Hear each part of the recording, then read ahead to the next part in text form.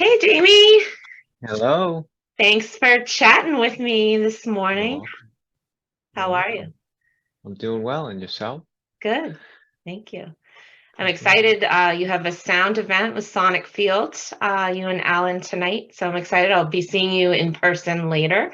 Saturday Nice. Night Sound is one of my favorite staples of the week. So I'm very excited. Awesome. So we're chatting today mainly because Brendan and I are opening the Current, which is in New Bedford, and you and Alan Sonic Field together are one of our first events outside of me teaching yoga and Brendan doing his healings. So Awesome. I'm super excited because I go to all your events. Well, not all of them, but I go to as many as I can anyway. I feel very much like it's needed in my life, especially the sound immersions that you both do. Hmm. And I know you and and Brendan are planning some offerings in the next several months. We have March 11th. We're going to do a sound immersion. You and Alan will be there, which Yeah. is awesome. I can't wait for that. And then we're doing another one May 6th. And I'll just put, in the comments stuff about that. But I wanted to really just talk to you about your process because and by you I mean, the sonic field process when it's a sound immersion. We don't have Alan here, but I think you tend to give us guidance when we get to one of those events. And I really wanted to talk about that to start and then get into some of your other really cool offerings that you have outside of what Brendan and I have at the Current. You have so much going on the south coast of Mass. Actually, you go all over in the summer. So just wanted to Yeah. touch base so we can start there. Nice. Yeah, sure. If I think if I could give even like a maybe a brief history, it might help define, what we're doing now a little bit better. So Alan and I have been offering sound events for it's probably close to 20 years. And we started out in a like offering community drumming circles. It was something that he and I just connected with, and we loved jamming. And then we were going to other circles. There was a really big one up in Cambridge we would go to frequently. And then we just thought, wow, we should why travel? Let's just have our own. So we started doing that, and we did that for about six or so years, twice a month. And we just opened the door. Um, Whoever showed up, experience level high or low, whatever it was, or never drummed before. And we were always amazed by the magic that was created just by people showing up in the room. And it was always like a surprise, and just the joyful experiences we'd have together. So that was kind of how we started in this realm of, improvisation and connection with people.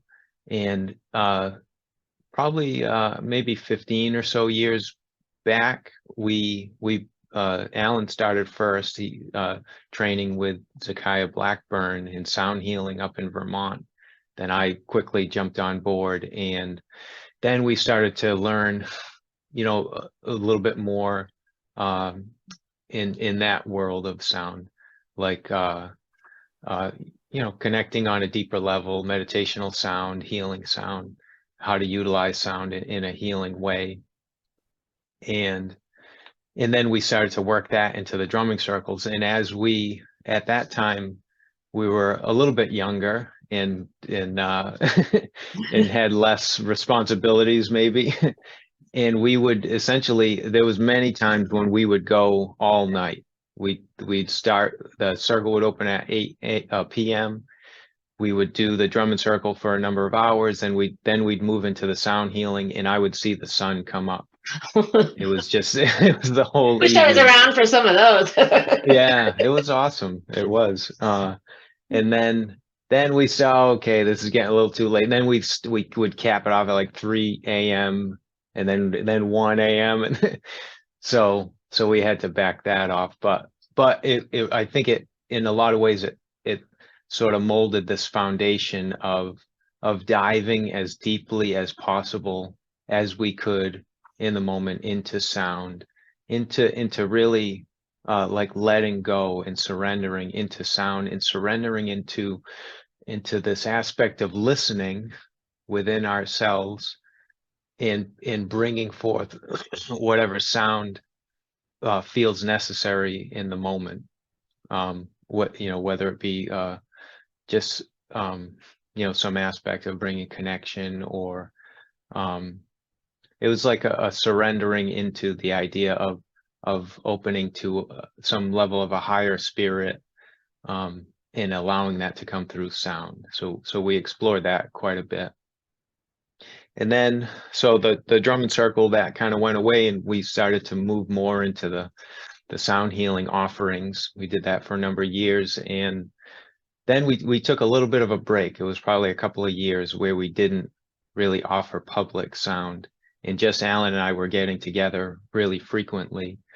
And that was actually when we started to do the sitting across from each other, which because we were doing that together, like whatever at his house, we would just sit across from each other and play, and it felt like where the opposite, when a lot of times you see a band or whatever, you see people sitting next to each other, and they're on stage and they play to an audience kind of thing. But we found that sitting across and sort of imagining people around us, it felt much more like cyclical and immersive and connected. And because once we started offering public, we sat across or next to each other, and there was this weird disconnect. So then we just flipped it. All right, we got to sit across from each other. It felt so much better, and how we could connect with people too. So that was sort of a little side tangent, but again, it was sort of born out of this. How can we surrender into sound more so, and connect with whoever's gathered. So I'm kind of giving a long story, but no, I love that, because I didn't know that. And that is, I always, after I leave one of your events, or I'm sitting basking, or, participating myself at one of these sound immersions, I never think about the structure of how you both, whether it's outside, wherever we are, you are always across from each other. And I didn't know that about that little tangent you went on. I love it, because when I think about it, it's like when you go see a band, a performance, yeah, the front men are up front. And I always, when I first started coming to your events, I was like, they're so talented, and I thought of you like a musician. I think we even, like, first coming, I was going with like other people, like we kind of like when we were calling ourselves groupies, but it's like, it's not really groupies, because we're in this sacred container that you provide. So I love that you went off on that tangent. Thank you. Oh, cool. You're welcome. Yeah, that you kind of made me think of, it was like, that was always what we wanted to put across, the idea that this is not a concert. And we understand, so I often will say at the beginning of the events, like, there'll be some sounds that are familiar to you and some that are new. And we try to encourage folks to utilize the experience to go within, and don't worry about the concert aspect of it. Like, don't worry about looking and, what created that sound, or, because all of that can take you out of the inner experience. But at the same time, we understand that that's like an impulse that we sort of have as humans, like to figure out, how are they making that sound? Or it sounds like they have 3 voices or whatever, like who else is singing in the room, or like there's different things that sort of pull someone out, which is kind of why we say, like, if you keep coming back to the events, you'll you'll do that less because you kind of know what to expect and you can go within more so. But yeah, like we wanted it to not be a concert, but more like a connection where we're holding this container, and trying to allow people a space to go within. But so that was sort of like the background in a way. So for the sound immersion events,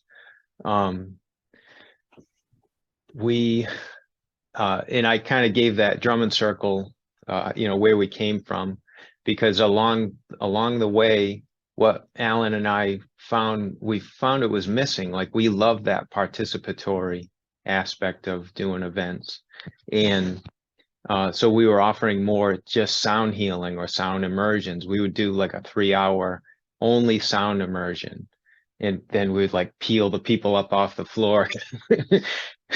And and that's a long time even just to lay on the floor. Oftentimes it's a hard floor or yoga mat or whatever. So we kind of kept tweaking, and we missed that participation aspect. So that was something we brought back. So like the way the flow of the events go now is we offer a sound immersion for a little over an hour. That's just Alan and I playing in that way that I was sharing.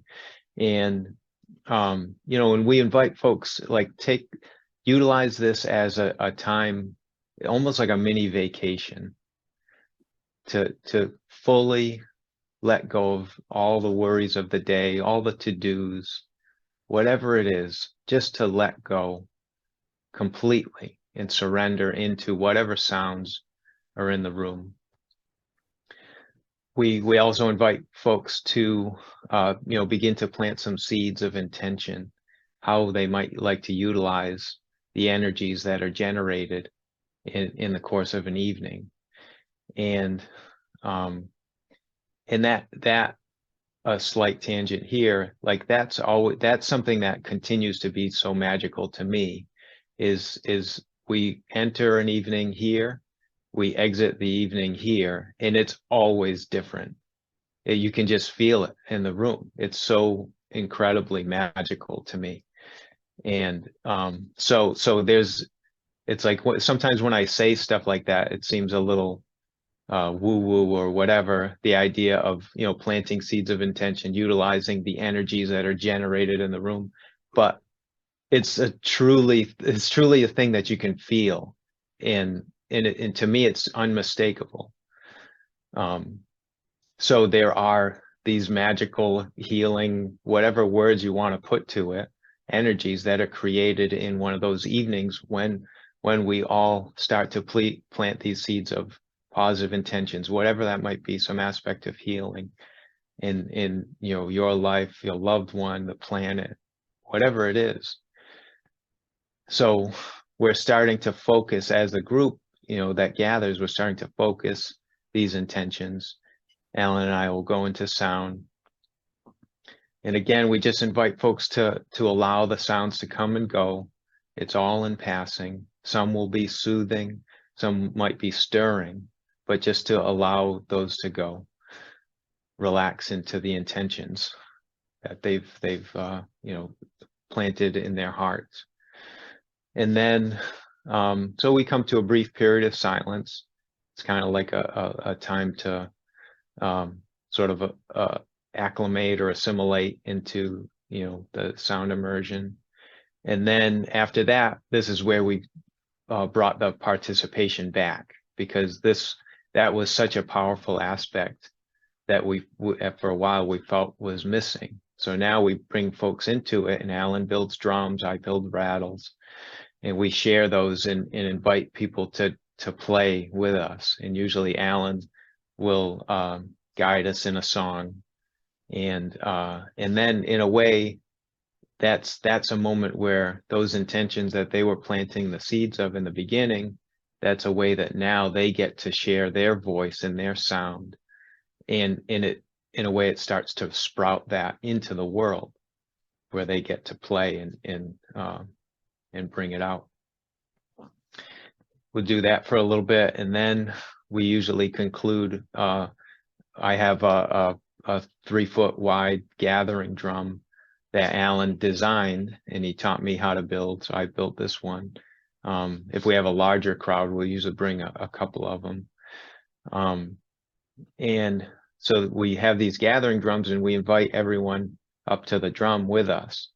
And now this is sort of like another layer of participation and like upliftment, empowering, where we get to play together in community, supporting each other, playing a song together, you know, working together and utilizing the gathering drum, which to me is a very sacred instrument that is so powerful. You know, it goes back. It's been a powerful instrument for I don't know how many hundreds or whatever years, through culture and culture and culture.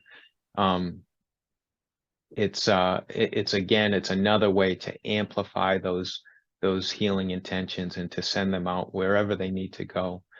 And after we complete the song at the gathering drum, usually we just step back as a community, and there's another level of silence for a little bit. And again, there's from the beginning of the evening to this point in the evening, there's this and I'm sure it's different. It's definitely different for everyone in whatever the finer details of it. But there's a shift in sensation, a shift in awareness. You know, oftentimes, like, people don't want to go home.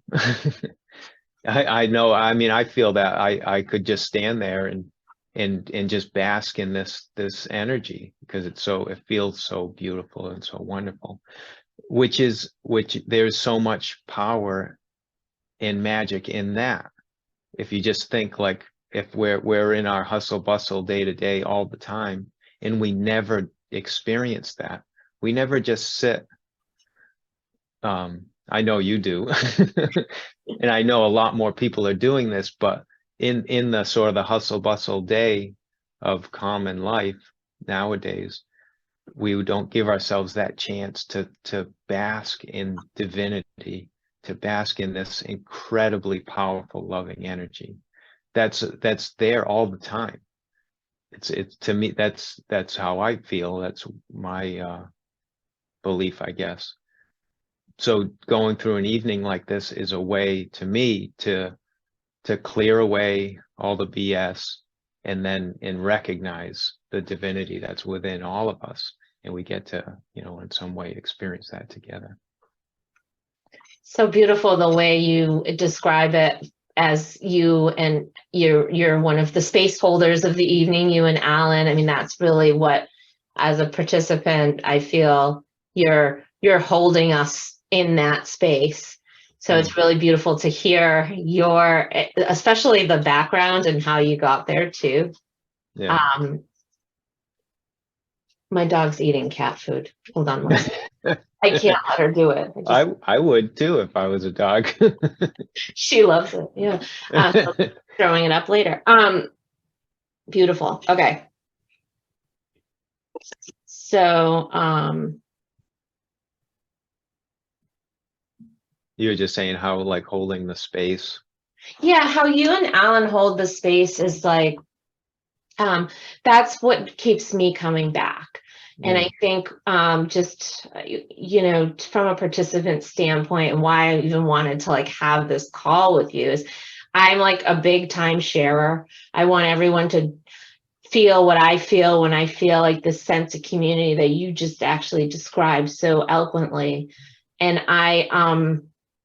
but what makes me come back is, like, something's happening here. And there's always, like, this, you know, sometimes the groups of people are different. And I think when I first came, it was like 2020 outside at Alan's house, the end of the year. And we're just coming out of this, or still in, like, we were in this crazy time with COVID.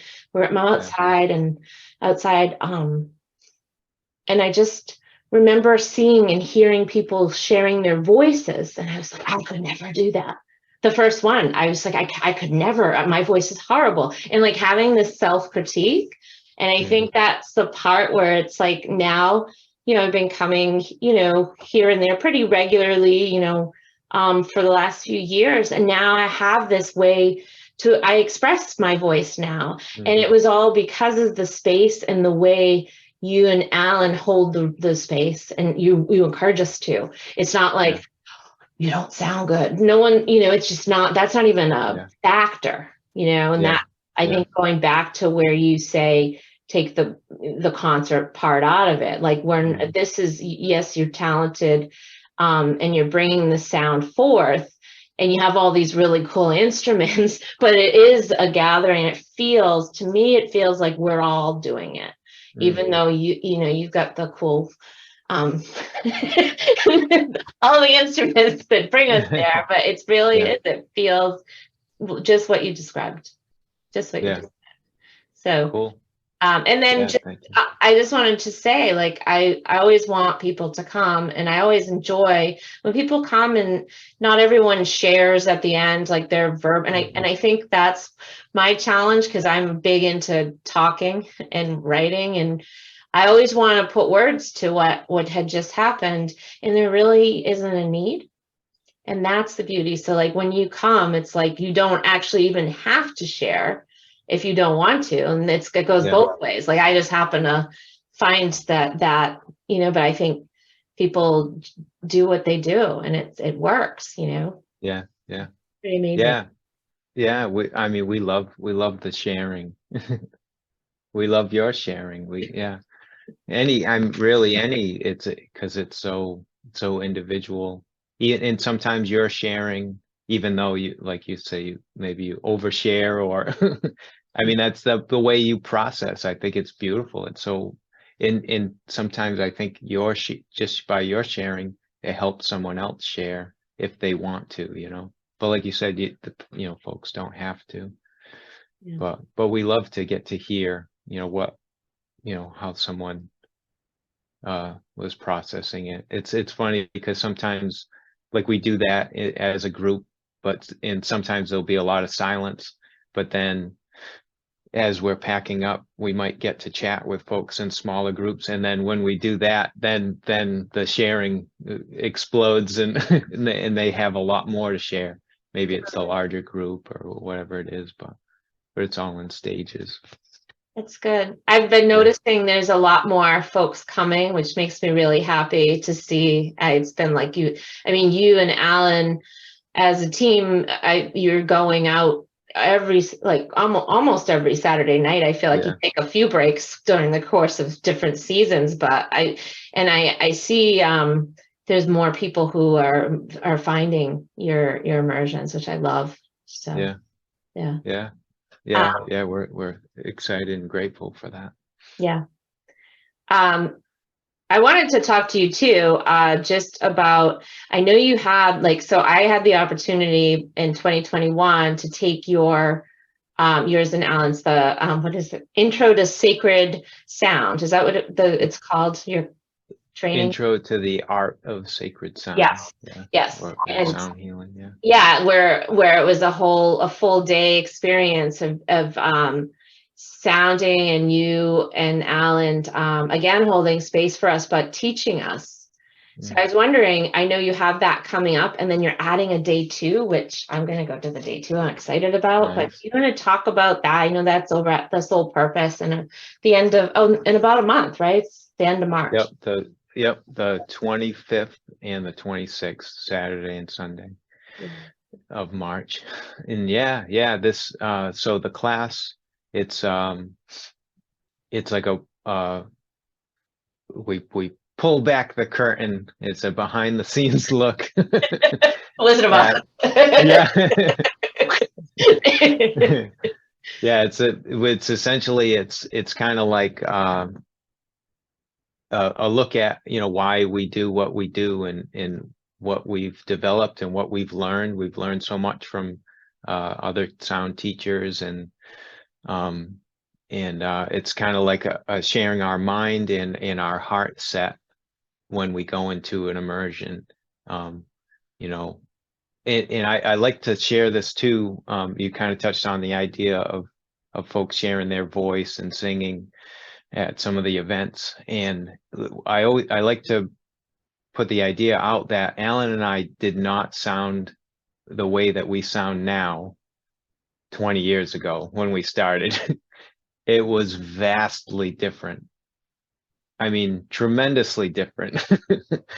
So it's like a progression. We didn't have I mean, we both had musical backgrounds. Like I had started with guitar initially, and he was a drummer, like a rock drummer, and so we were playing music, but it wasn't in the realm of like the vocalizing sort of channeling chant that we do now and explore now. Um, and yeah, that like that more than anything has been an evolution, the voice. And I even say that more than anything has the most magic and power within it in singing and utilizing the voice.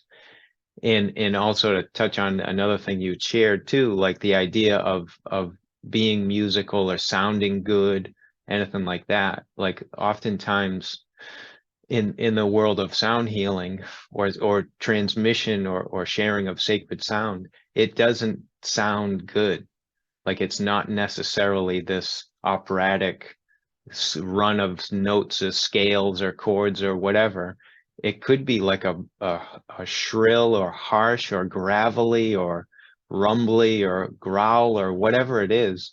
It's much more connected with the intention and the inner listening in sharing this sound that just feels necessary for the moment, that's connected with a connection with spirit, within, or divinity within. And so all that being said, the weekend of the training, we go really deep into all of these ideas, and also we share a lot of practices too, because that's always been the thing that Alan and I have loved to explore the most, is diving into the practices and having this experiential experience, with sound.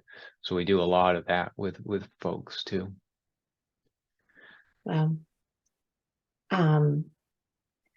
I think it's interesting the some of the way you describe how I think it's awesome. I'm like really looking forward to the second day. I definitely thought when I took that it was real. I love the way it was last year. I'm sure because you both, what you just said, how you you've worked together for so many years, like decades now, and it's like you are obviously in sync with each other, and so you improve, I'm sure everything you offer, it just is constantly improving. And I hate to use that word because I know we're in this space of continuous improvement. We've talked about it with our professional lives,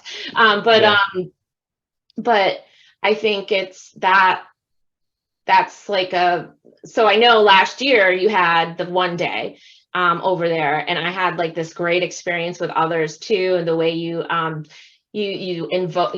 sort of like, I felt like I was initiated, but not like some secret club or anything. I don't like necessarily love that word, but it was like we were all like sort of brought into the space and stuff. So I can't imagine what you've come up with this year and how much it is, and the fact that you're adding a second day. I mean, it's awesome. So great. I'm really happy that that's an option for people. I think if I could jump in quick, just to speak to that word of improvement, and I feel like I know what you're saying when you say it, but maybe a way to sort of define it in this setting, it's like an aspect of letting go of self-judgment. So in that, I know, so speaking for myself, going back 20 years, 15 years, when we started down the road of sound healing in a lot of vocalizing, which was something that was kind of new to me at the time. um, I had a lot of self-judgment about what does my voice sound like? Is this in key? Is this sound good? Like all of that stuff. Is this right? And then, more and more, it's like an aspect of settling into the feeling state, developing the feeling state, and it's kind of like riding a wave of like, does this feel right? Does it feel connected? Does this sound, whatever the sound is, does it feel connected with the intention that I'm generating and the connection that I'm feeling, and to bring forth the absolute highest and best energies for the evening, whatever is needed. Sometimes it could be like I said, maybe somehow a stirring or harsh sound, but that is needed in some way to help break through and help someone get through something, whatever it might be, a mental or emotional block or whatever it is. So the idea of improving, to me, is just an aspect of I can ride that wave for longer periods of time without self-judgment. And still, the self-judgment comes in. It just comes in a lot less now, and I can ride the wave a lot longer. But I still fall off the surfboard every now and then. But yeah. Sweet. So you have that, though, that's a big one at the end of this month. I know we're talking a lot here. If you have a few more moments, like, can we talk about the other? So you do solo offerings, and then you have the whole drum builds, flute build, rattle builds, which is also another awesome thing. Do you want to just talk about your other offerings that feel right to share now in the time we have? Yeah, thank you. I'd love to. And just to put this out there, I keep the upcoming events updated on the website, on our website. So it's sonicfield.us. So just the word Sonic Field and then .us, and click on upcoming events, and then you can just see, usually it's like a 3-month out schedule of what we have.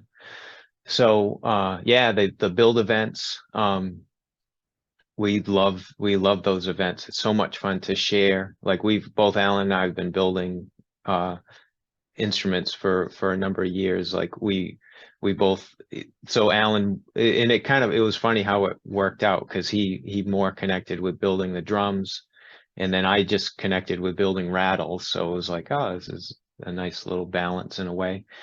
And then more recently, last year, I started offering Native American style flute shaping, and that's where, like, the flute, I get these kits from out in Washington State, Stellar Flutes, and it's a pre-tuned, basically like a square block or a rectangular block, but it plays. You can still play it. It's like playing a 2x4, and and so then I basically guide folks into how to shape it in a way that makes it more their own, and how you do the mouthpiece, and the body of the flute, how you tie the block, and all the different intricacies of that.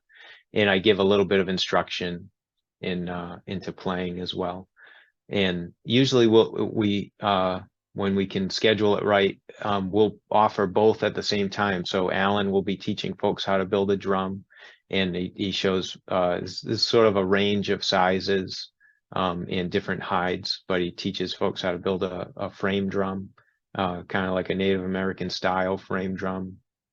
He teaches them how to build the beater as well, and takes them through the entire process. And you've built a drum with him on through that too. That was amazing. And I mean, obviously I still have the drum. The drum became like part of me during that. It was like whatever went on that day.